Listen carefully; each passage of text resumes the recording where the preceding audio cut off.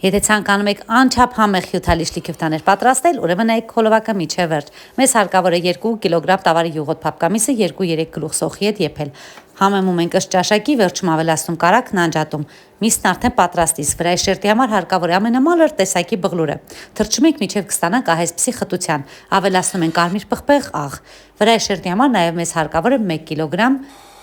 տավարի կպչուն փափկամիս։ Աղում ենք մսաղացով եւ եւս 2 անգամ աղում ենք բղլուրի հետ միասին։ Ստանում ենք ահա այսպես պլաստիլինի նման զանգված, շատ հեշտ կպչուն եւ չփշրվող։ Եթե ձեր վրայի շերտը ինչ-ինչ պատճառներով չի ստացվել, կպչունությունը թույլ է,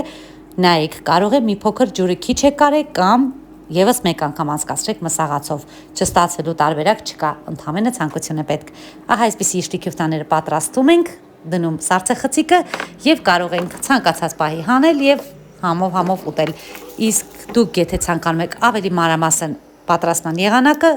միացեք իմ YouTube-յան ալիքին, հոլովակն արդեն իսկ տեղադրված է։ Իսկ նկարագրությունների բաժնում կա մանրամասն բաղադրատոմսը։ Իսկ եթե հավանեցիք այս հոլովակս, սրտիկեք եւ բաժանորդագրվեք։ Նաեւ կիսվեք ձեր պատրաստման եղանակով։